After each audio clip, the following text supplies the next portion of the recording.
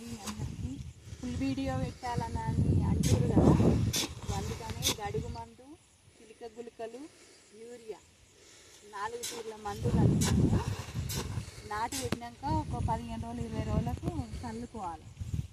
అట్లా కాబట్టి చల్లుతున్నాము.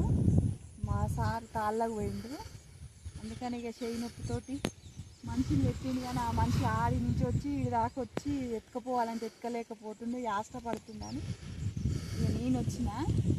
ఇగో ఇట్లా చల్లుకోవాలి. చల్లుకున్న తర్వాత మడికి గండ్లు పెట్టుకోవాలి.